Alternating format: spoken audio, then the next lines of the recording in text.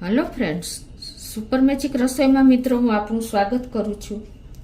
આજે હું આપણે વર્ષો જૂની શરદી હોય કે કફ જામી ગયો હોય ફેફસામાં છાતીમાં તો એને ઇન્સ્ટન્ટ કઈ રીતે દૂર કરવો ને એનો વિડિયો હું તમારી સાથે શેર કરું છું। Remedy, home remedy.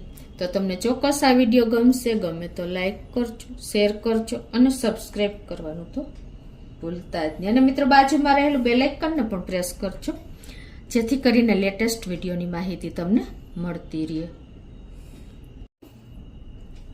તો મિત્રો હવે ચોમાસું જઈ રહ્યું છે અને આપણે શિયાળો આવી રહ્યો છે ત્યારે ખૂબ આપણને ઉધરસ ને શરદી જ્યારે ઋતુ બદલે છે ને ત્યારે આ આપણને અસર કરે છે। ઉધરસ, શરદી, તાવ છે, પછી આપણને કફ જામી જાય છે, તો આ બધું શિયાળામાં વધારે થાય છે।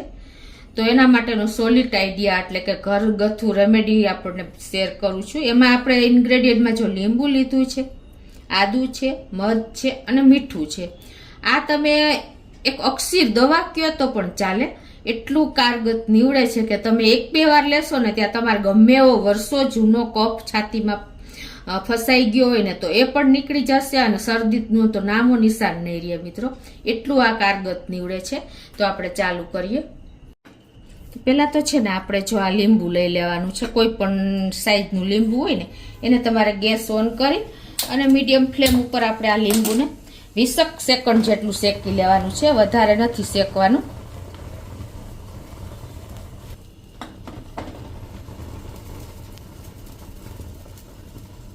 તો આ રીતે 20 સેકન્ડ જેટલું જ આપણે, બહુ વધારે ગરમ નથી કરવાનું, ખાસ નોટ કરજો।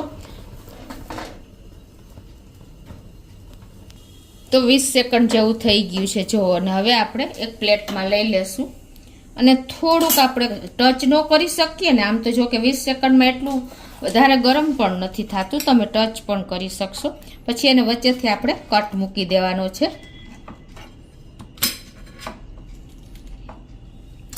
અને હવે આપણે રસ કાઢી લેશું। તો આ રીતે હવે આપણે એને રસ એક વાટકીમાં જ લઈ લેશું। 1 ઇંચ આદુનો ટુકડાને આપણે છે ને આ રીતે કટકા કરી અને ખાયણીમાં નાખીને એનો રસ કાઢી લેશું।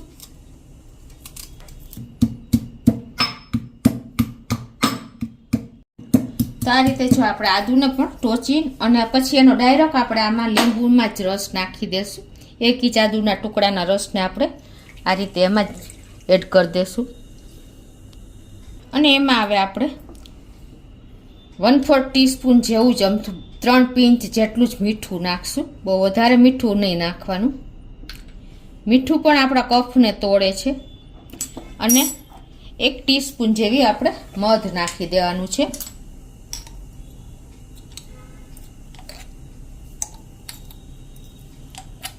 આ રીતે અને હવે આને આપણે મિક્સ કરી લેશું।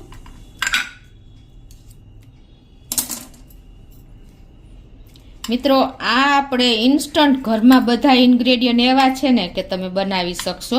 મધ પણ હોય છે, આદુ હોય છે, લીંબુ હોય છે અને મીઠું, આ બધું મિક્સ કરીને તમને જો એટલી જોરદાર શરદી જામી હોય ને તો તમે 1 થી 2 વખત ટ્રાય કરશો ને તો મારી ગેરંટી છે કે ગમે એવી શરદી હશે જૂની કે ગમે એટલો કફ હશે, ઉધરસ આવતી હશે, બધું જ તમારે મિનિટોમાં, સેકન્ડોમાં તમારે ગાયબ થઈ જશે।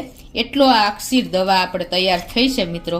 આ ઘરગથ્થુ રેમેડી આપણે એટલી કારગત નીવડે છે ને તો તમે ચોક્કસ એક વખત તો મિત્રો આ રીતે તમે બનાવજો અને મને કોમેન્ટમાં જણાવજો। જો મિત્રો એનો કલર પણ આપણને કેવો લાગે છે અને કોઈ જાતની આમાં સ્મેલ પણ નહીં આવે, નાનાથી મોટા બધાને ભાવશે કેમ કે લીંબુ છે એટલે તમારે કોઈ પણ સ્મેલ નહીં આવે અને આદુ પણ એટલું જ સ્ટ્રોંગ એટલું હોય છે એટલે એ પણ તમને અસર જ કરશે મિત્રો। અને એ બેને બેલેન્સ કરવા માટે આપણે 1 ચમચી મધ પણ નાખ્યું છે એટલે ગરમ પણ નહીં લાગે।